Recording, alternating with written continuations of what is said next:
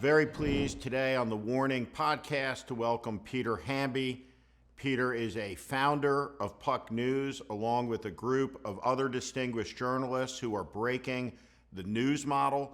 Formerly, he was a national political reporter at CNN, and he was the host of Good Luck America on Snapchat. I think Peter is one of the smartest political journalists and analysts that observes American politics, writes about it, talks about it. I've known him for a really long time, and I'm very pleased that he's joined us today to have a conversation about what's happening in America, what's happening in the news media, and how it shapes everything that you see around us. Peter, welcome. Thanks for having me, Steve. Good to see you. Well, I'm up here in New Hampshire. As we know, I am helping Dean Phillips run for president in a Democratic primary. And of course, you're covering that race with Puck News. I think it says something interesting about the media model of 2024, that you are a journalist, but you are also an entrepreneur. You are a founder of a media company.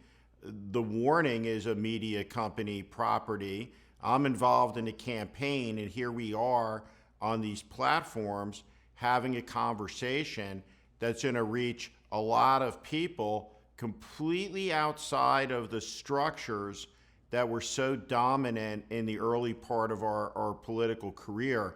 And I am a huge fan, as you know, of Puck News. I like reading it. I loved the writing style, the Vanity Fair pop that John Kelly brings to it. I think it's an exceptional news product. I've recommended it to the Warning community over and over again. But why don't you talk about Puck News, what it is, how it came to be, and how Puck News operates differently and sees the world, and what its frame is with regard to covering this moment, because it's unique. That's a good question. I sometimes start this question by remembering a toast I gave at a friend's wedding back in 2018. And at that point, I had left CNN. I was at Snapchat. I was hosting my Snapchat show, which is geared toward mostly Gen Z. And I made a self-deprecating joke in the wedding toast, as you do, about how I was no longer a journalist. I was a content creator now, living in the influencer space on social media and smartphones. But the idea of the journalist as a creator is central to how Puck thinks about our news organization. We hired, as you mentioned, a bunch of really talented veteran journalists who are also muscular writers, which I think is a, forgotten skill sometimes. Julia Yaffe to cover foreign policy, Matt Bellany covering Hollywood, Teddy Schleifer covering money. We have people covering very discrete beats, and they own those beats. And John Kelly, who is our founder and CEO, who was an old editor of mine at Vanity Fair's The Hive, which was Vanity Fair's digital property, and I wrote about politics for them every now and then. And he was just telling me over the years, like, journalists give away so much of their insights and content for free, especially older ones. And that's a founding problem of journalism in the age of the internet. News organizations decided to give away their content for free.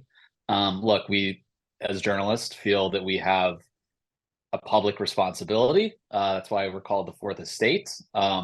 It's seen as a public good. And at the time, you can be like, oh yeah, sure, we should have put our stories on the internet for free. But that led to some bad incentives, and the current world we live in, where ad-supported media is often driven by clickbait.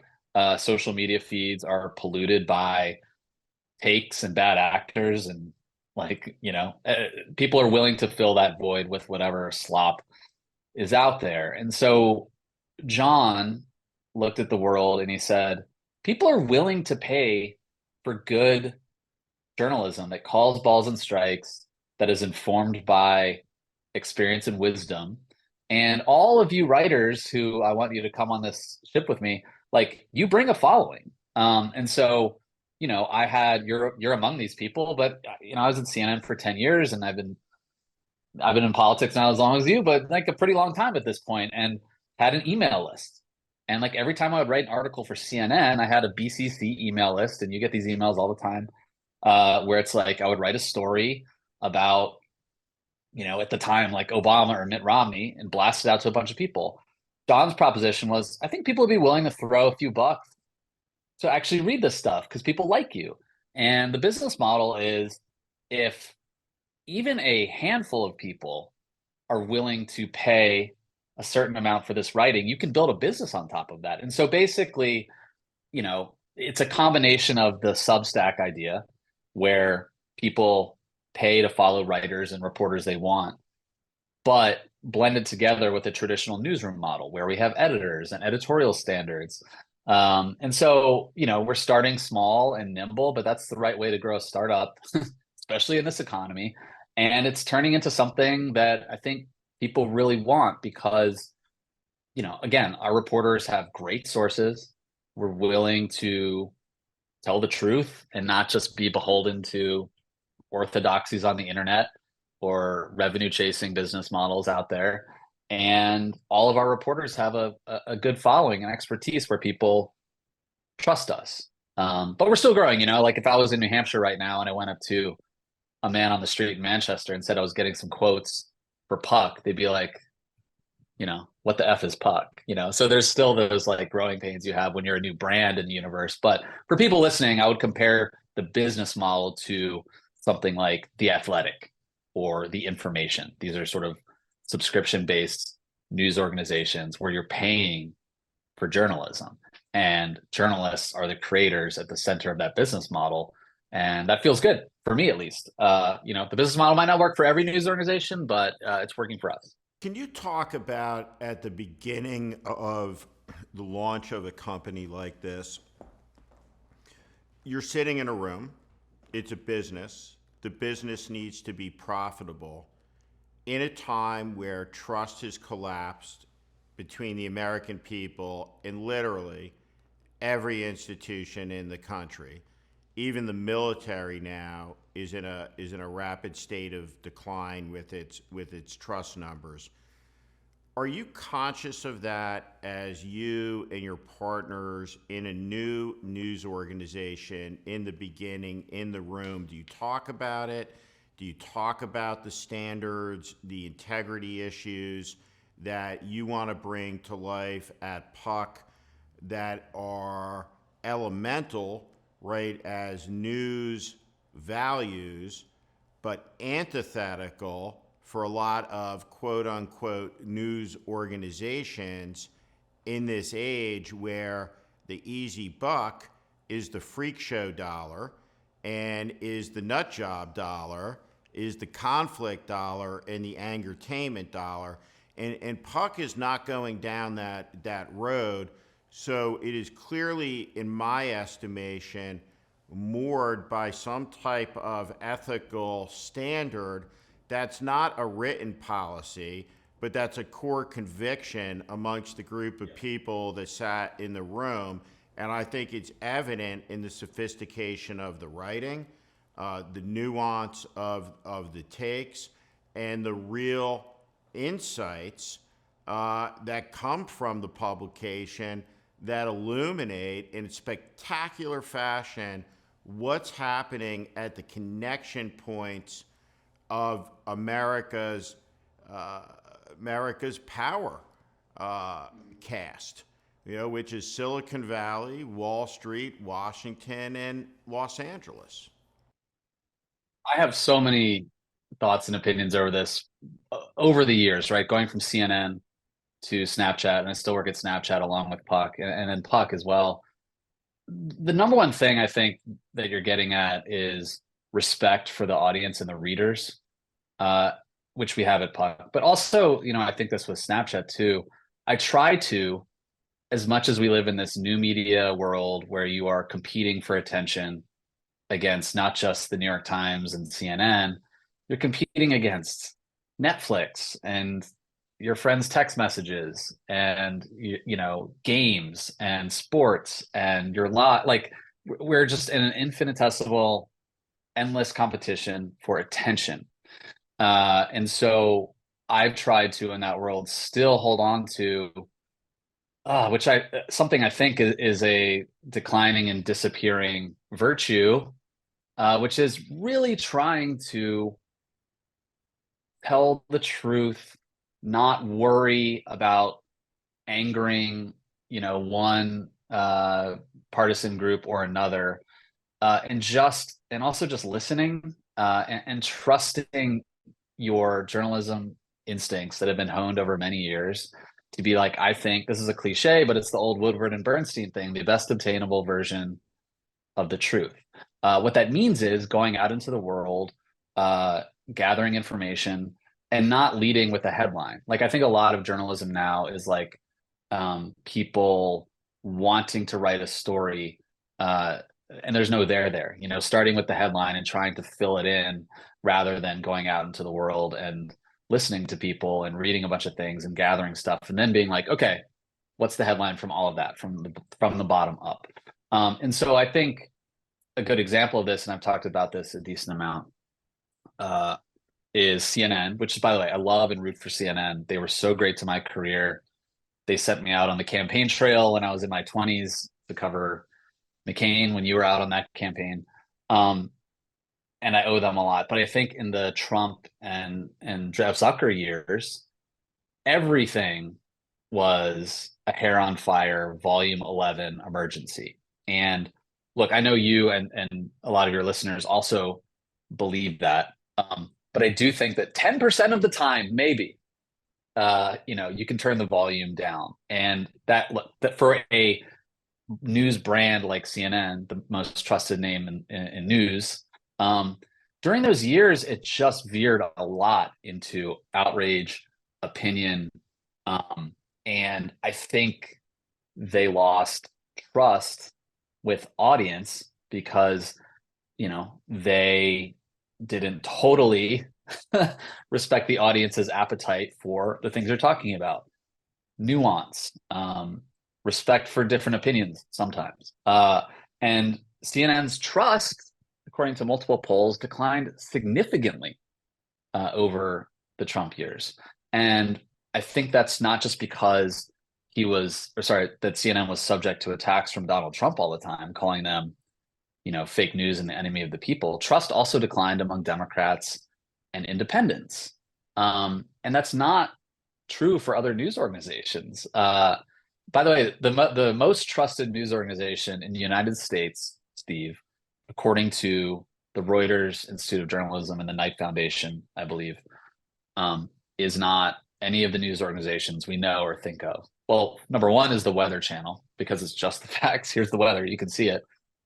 Number two is the BBC, which is not an American news organization and is the number one most trusted news organization in the US. And the BBC might have challenges here and there, but they don't allow their reporters to just tweet their opinions all the time.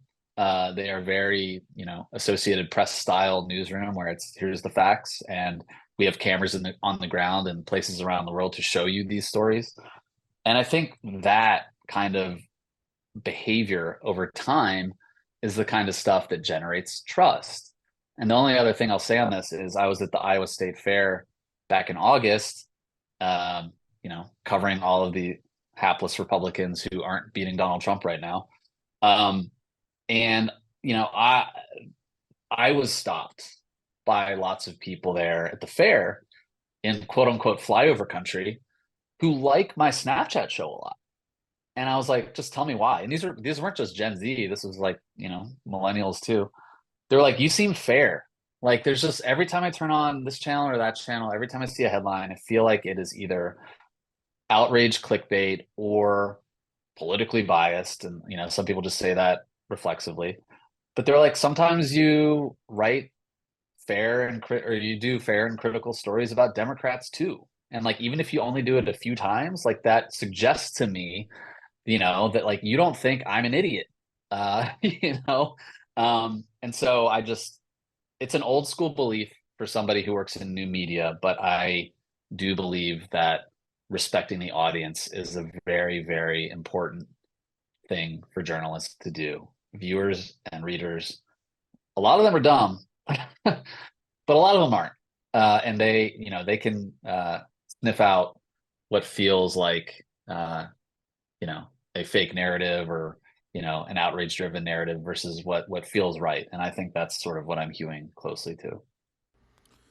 I've used the word Trump industrial complex to describe what's come together over the course of the 7 years. And so I'll use the group that I founded as a case in point, in that there's an old saying, every cause becomes a business, becomes a racket. And so the cause, right, raised $100 million, where 85% of it is spent where it's supposed to be. Jump forward a couple of years, you have people representing that organization, the brand. They're as venomous and crazed as anything on the far right. They're as nasty. 93 cents of every dollar goes into the pockets of the people that run it.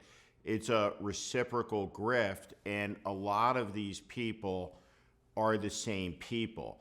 What I hear you describing when you talk about CNN and the breach of trust, I assess that as the result of profound cultural condescension, which is just dripped on huge parts of the country in a frame that implies they're stupid, that they're immoral.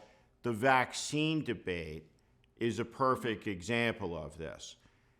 It should not be mystifying in a country where 1 million people are dead from opioids, which were told to the people who took them were safe because of guidance from the FDA, that a few years after that, including the history with African Americans and experimentation, the Tuskegee experiments, that when the government says you have to take this in this country, and rightfully so, particularly with the tragedy of the opioid epidemic, there's going to be skepticism.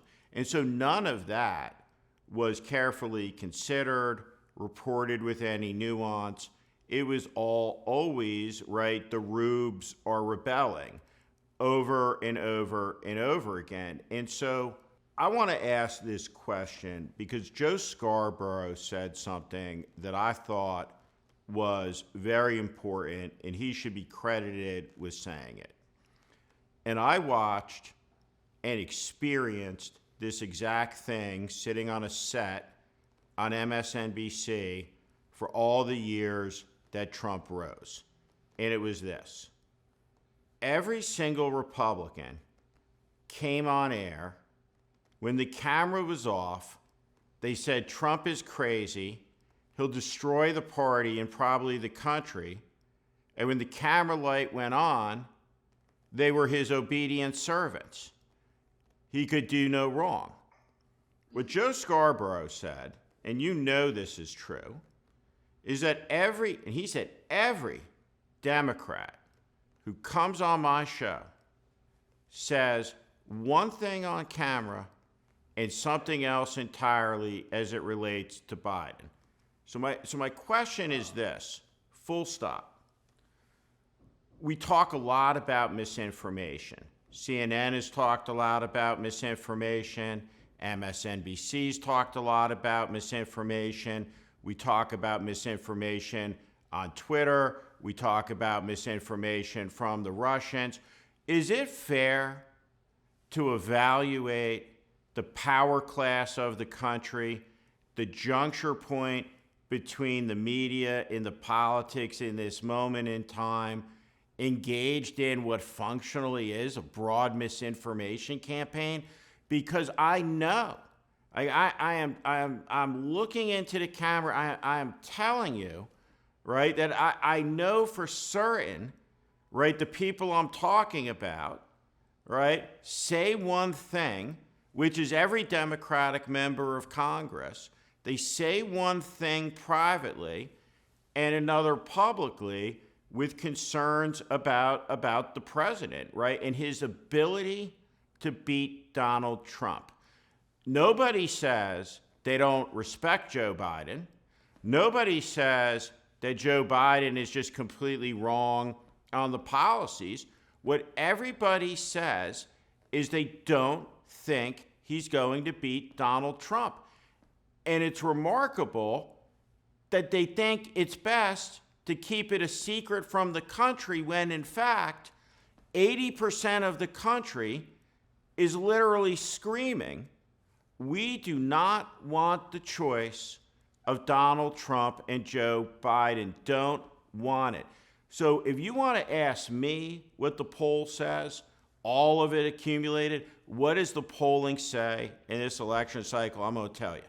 What it says is the American people don't want Joe Biden to run for a second term, and he's losing to Donald Trump, which is an incredible achievement considering the sexual abuse, the insurrection, the 35,000 lies, the madness, the insanity, and all of it. The extremist movement is hotter, it's better organized, it's better funded. This Trump campaign is not shambolic. This Trump campaign is lean and mean and running to win. And so my question is, am I right to think about this through that misinformation prism?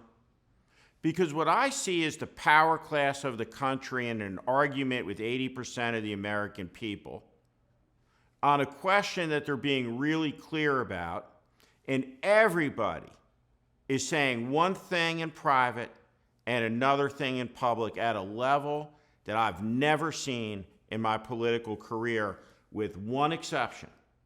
And that was the lead up to the Republican nomination, when the Republicans were going from opposed to getting in line by the worst person to ever be president and the biggest threat to this country since the Confederacy.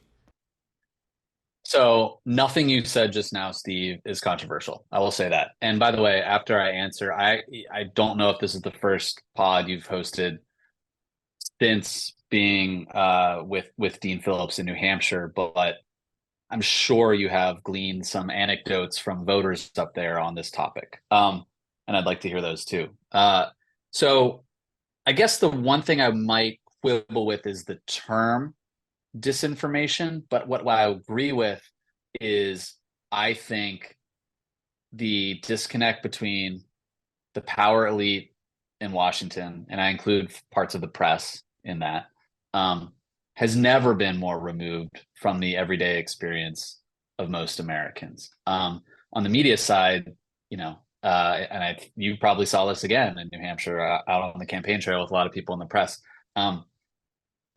The Washington political press still thinks they're the center of the universe in terms of media consumption, when in fact they are just a part of it, and a shrinking part of it, at least on the cable news front.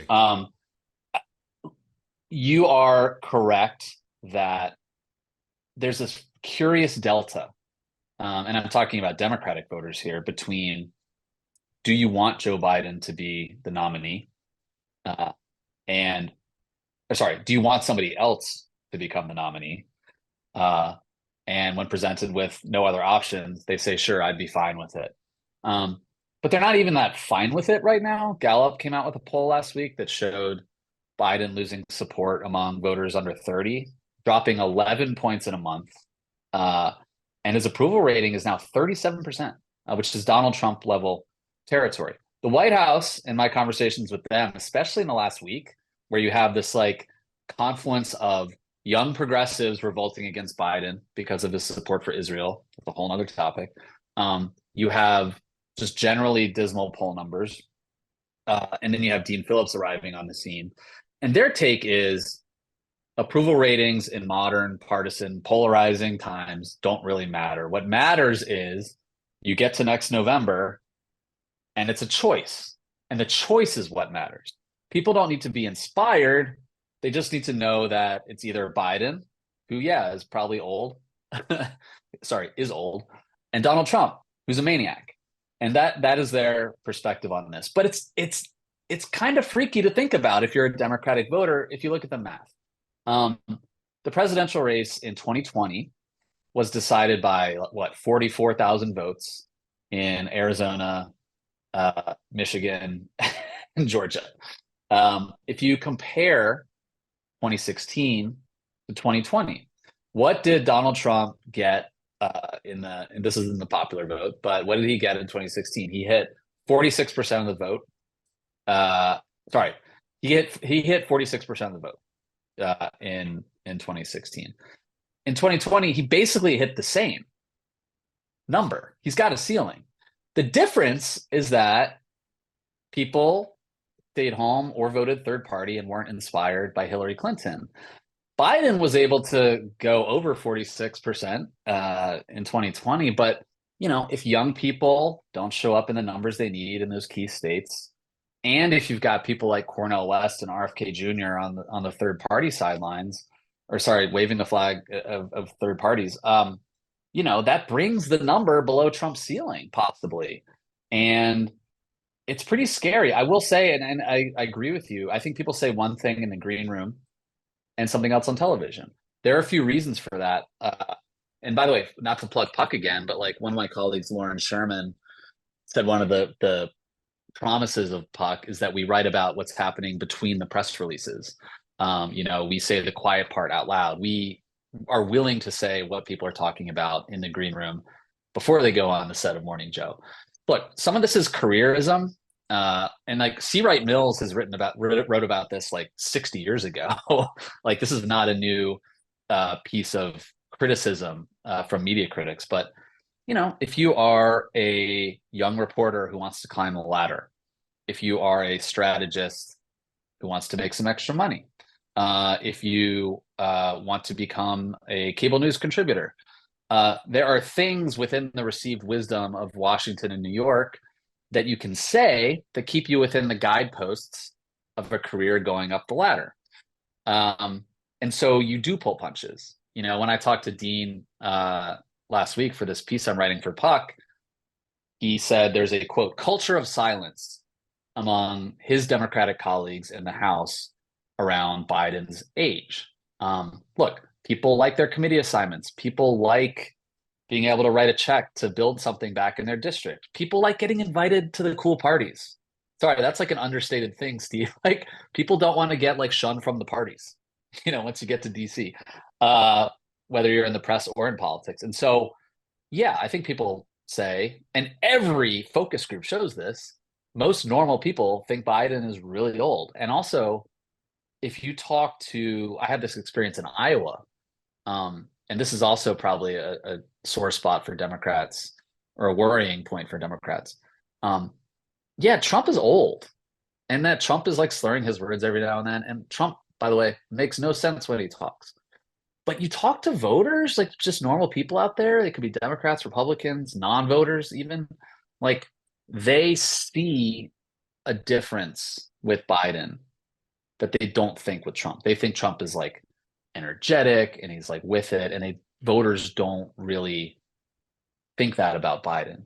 These are not my words, by the way, and these are not your words. These are the words of Democrats and focus groups that I've talked to. These are the words of young voters. I was on the campus of the University of Wisconsin a few weeks ago doing some filming for my Snapchat show and just asking Gen Z, are you excited about a rematch? Because that's what you're going to get.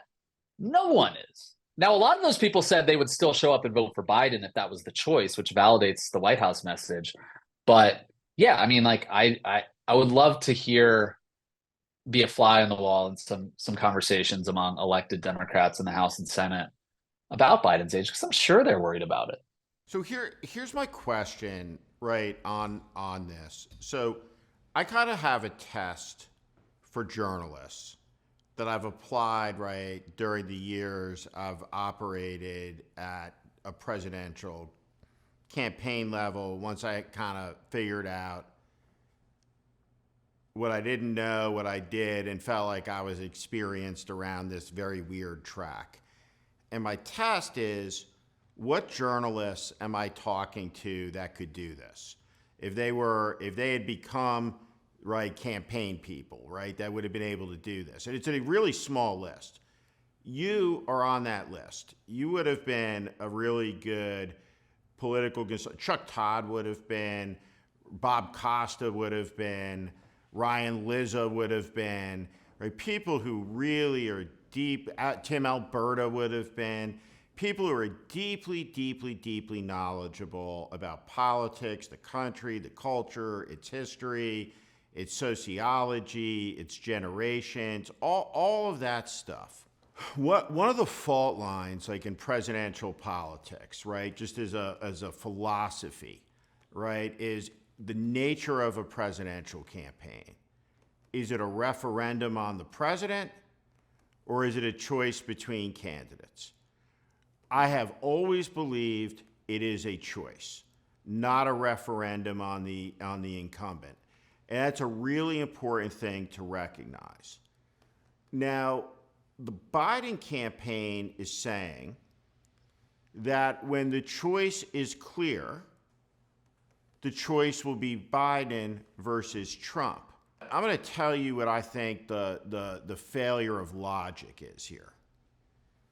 Why is Donald Trump winning today in an election that's going to be about a choice?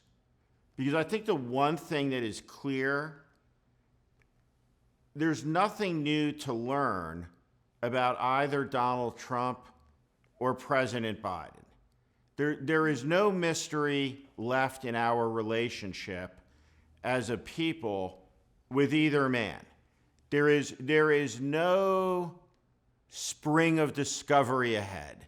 There is no Beaujolais of delight, right, about the whimsies of their personalities yet to be discovered. It is. It is. So in a two-team league, how do they account for the fact that they're losing to that team? That's who you're losing to, right? They're not losing to Abraham Lincoln. They're not losing to John Kennedy. They're not losing to Ronald Reagan. They're not losing to Franklin Roosevelt. They're losing by 9 points to Donald Trump in 2023. But I have a simple question. What's the explanation for that? Because they've done everything right? Because the American people are crazy? Tell me what the rationale for that is. Well, look, I think one, Trump is winning in a series of recent polls. I don't think they're all +9. It's going to be closer than that. But here are two responses. One, Kamala Harris channeled this on 60 Minutes on Sunday. She did an interview with Bill Whitaker. It was fine. But she said what the Biden White House does quite frequently, which is voters might not be psyched about Joe Biden. But once we are able to communicate what we've accomplished, then they'll come around and then the choice will be evident. By the way, Steve, I think that is very important for younger voters who don't like either political party, institutions, whatever, are very meh, not just on Biden, but the Democratic Party. But they do care about climate change and guns and the economy and the administration's efforts on student loans. And so Kamala was saying, once we are able to remind people of that, they will come home. And they also point to abortion as a big topic here. And they cite the 2022 midterms where, and this gets back to the approval rating thing, Biden's approval rating sucked. But in the key states and the key Senate races, Democrats showed up because abortion was on the ballot.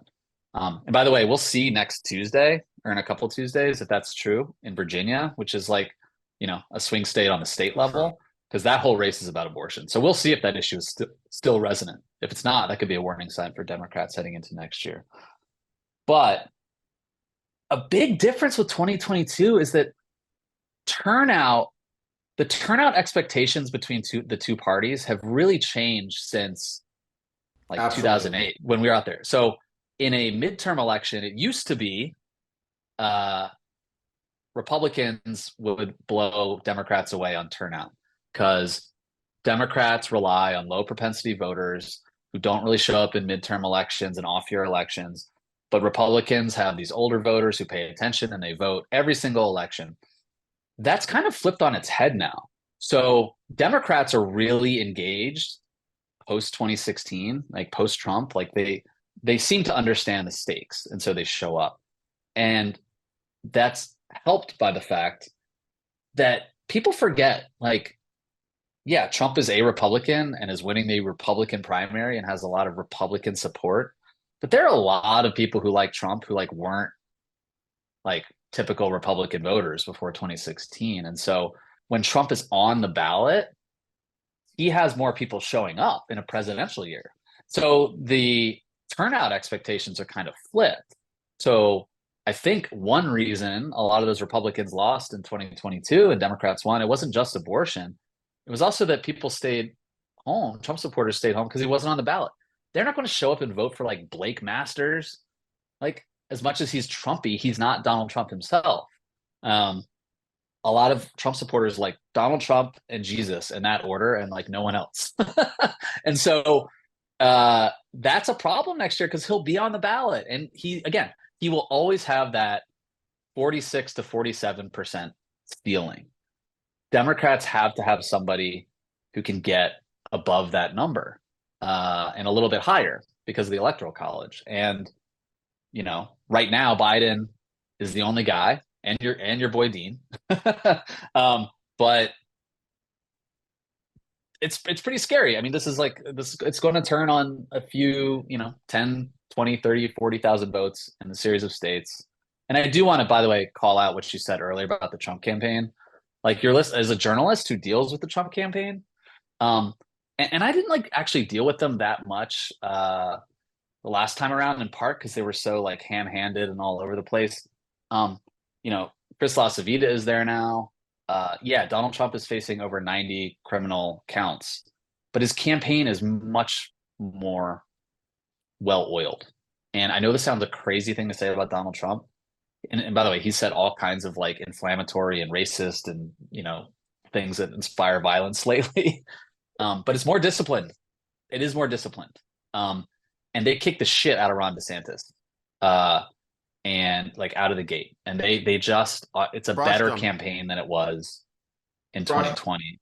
To answer your question, it's going to be a razor's edge election, I think. And Democrats better hope, and they think that again, it'll be a choice. They just need to communicate their issues better. But this also gets back to the stuff we're talking about at the very beginning of this podcast. How do you communicate the CHIPS Act, or how do you communicate your climate investments in the hardest environment in world history to get a message out? It's just so hard to distribute a message in this environment. And there's the old Roger Ailes famous saying, the orchestra pit theory of politics. You have two candidates on a stage.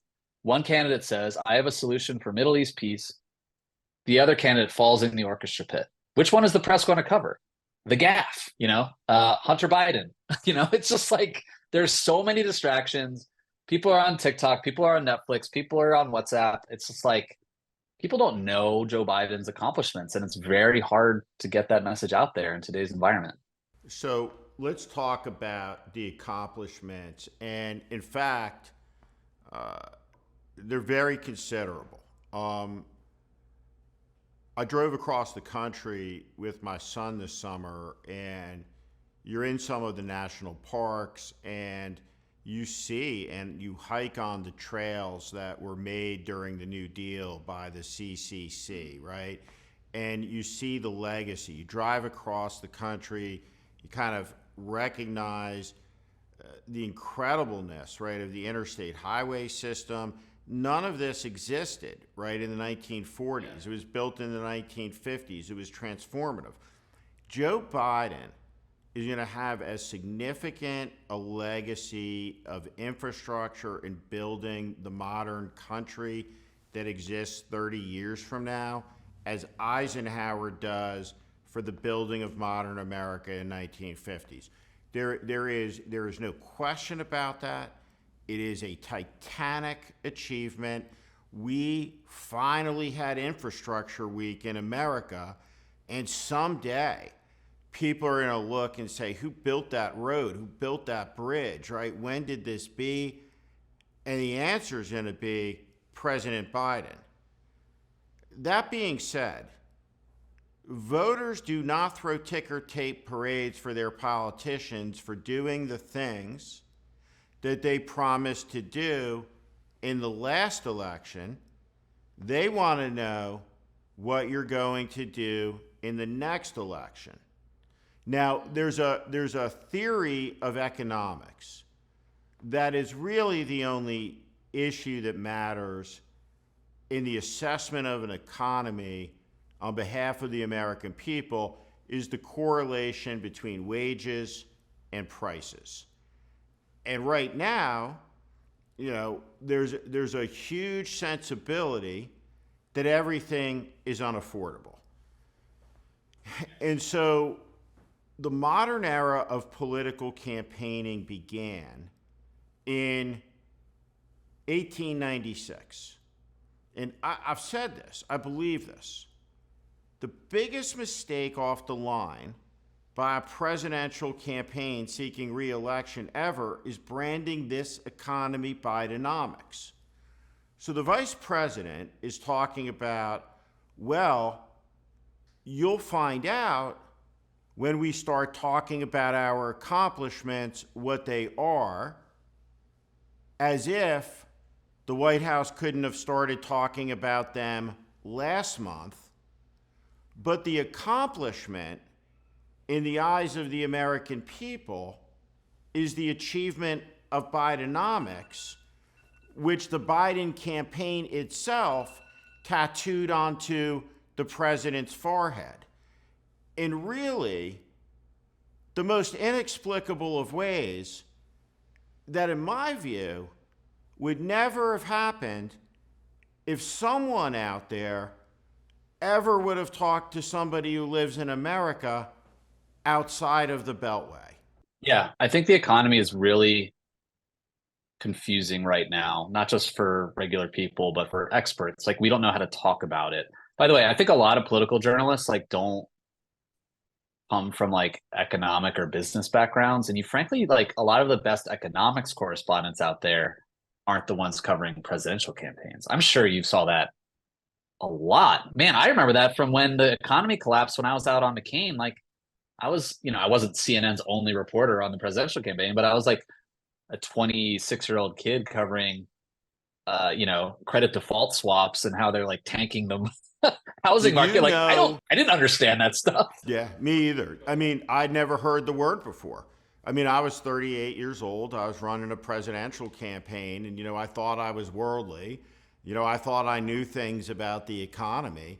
And I'll distinctly remember that the economy collapsed on the day that John McCain just coincidentally was meeting with his economics team in New York for a photo opportunity event. Mitt Romney, Meg Whitman, all these people were in the room, captains of industry and Wall Street, and none of them had a handle on what was happening. I mean, they were as oblivious as you and I were.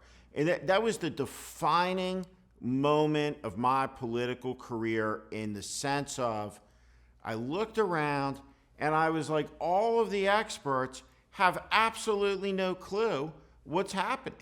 They didn't see it coming. We're in the middle of this live event. Politically, in that moment, it ended the McCain campaign, right? It had no chance after that. And I was very cognizant of that, in that moment of time as a realist. And I guess it's the surrealism of this moment that's very bizarre sociologically in an unprecedented way. While I have you here in the last couple of minutes, you talked about Gen Z. I have my kids are Gen Zers. I have a couple in college, one younger one. They have a different sensibility, to say the least. You are a bona fide millennial, right? I'm a bona fide Gen Xer, right? For everybody watching, it just I find it very disturbing that you have some gray hair, right now. It's not making me feel good about myself, on a number of fronts. But um, one of my, I taught at the University of Chicago for a semester, and one of my outstanding students wound up working for you, like a true, like superstar, like genius, one of the great people I've ever met in my life. And you're really connected to kind of the this generation and its pulse. Tell us about who they are. I love that you asked me that question. And by the way, like within millennials, there's old millennials and young millennials. I'm an old millennial. But yeah, I You're mean, on I the you're can't on the claim to. Gen X. You're on the Gen X boundary line. Yes, we're like we like these ones the best, right? Yeah, I remember what it was like to have nothing to do and just get in the car and be like, I guess I'll listen to some CDs and just drive around. The and now we don't have that with social media. No, I don't claim to speak for all of Gen Z, but I do, because of my Snapchat job, spend a lot of time thinking about Gen Z voters. Look, I think the places they spend their time are Instagram, Snapchat, and TikTok. Those are the three things. Twitter is not in that conversation, by the way, anywhere close. Um, as I mentioned before, and John Della Volpe at Harvard does the Harvard Youth Poll twice a year. Very much an expert on this stuff. He has a great Substack you should read. They are different from millennials in that this is interesting. Millennials care and cared about changing the world and being very public about their political inclinations, changing the workplace, lots of things. Gen Z is very much self-interested in a different way. And by the way, I don't mean self-interested in terms of like narcissistic and vain.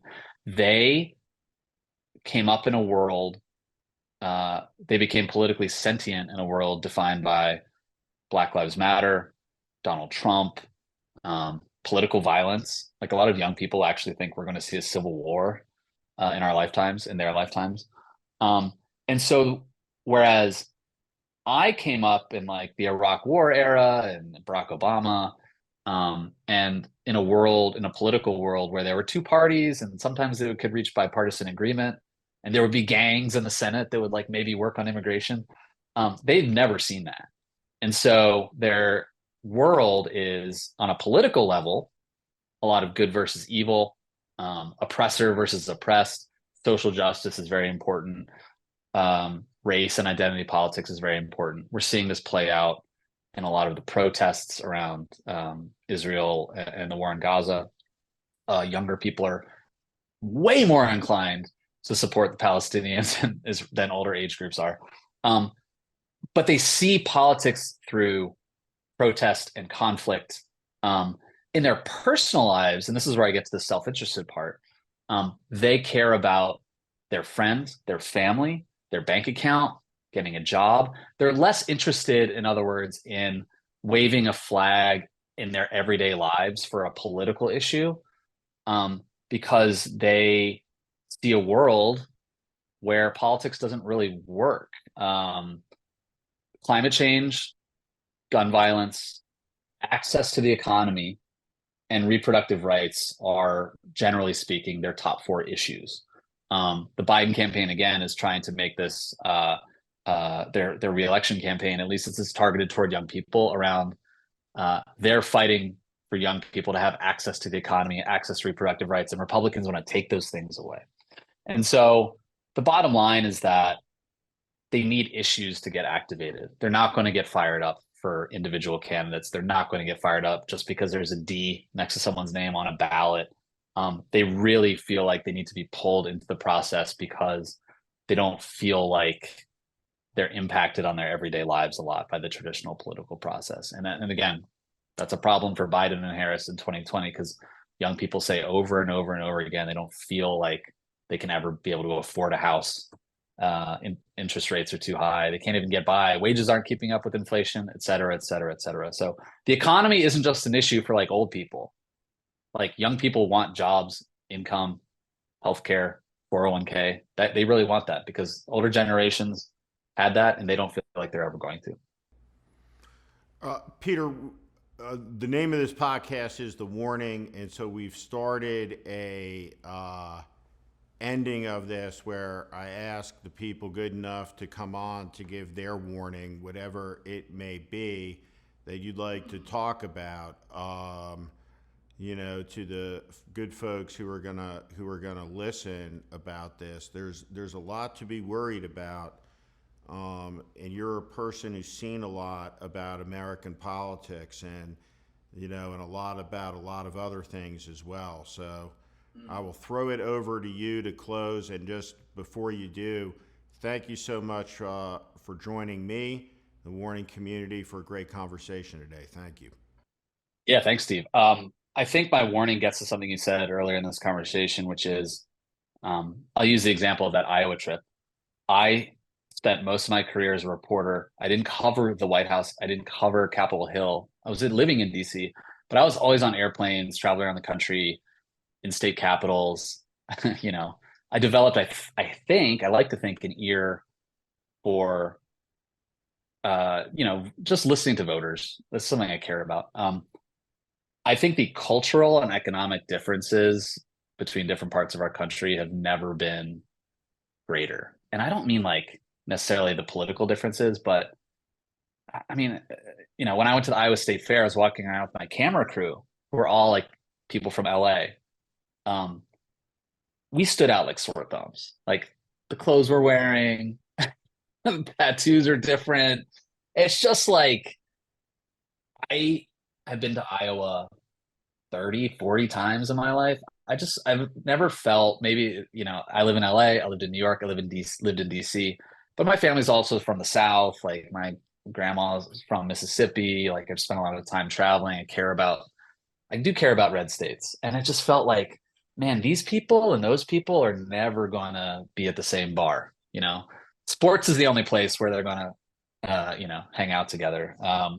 So I just feel like there's an increasing distance between the power elite in this country and um, regular people and people that live in zip codes where the incomes are slightly lower, and the news diets are different and expectations are different. And traveling, I've always said there should be people in college have study abroad. You go to like, I went to South Africa, people go to like Italy or Spain or whatever. I think there should be some sort of like AmeriCorps Peace Corps program where like you go, like red state people go to blue states and blue state people go to red states. I just think in-person conversations would make things a lot healthier. I think we're en route to that. A lot of this Warning community frequently asks what it is that I read. I read Puck News, and I encourage all of you to subscribe. It is a terrific, terrific publication, and it is there. You will find Peter Hamby and a great group of journalists who will help inform you about what's really happening in the world. Peter, thank you for being here today. Thanks, Steve. Enjoy New Hampshire.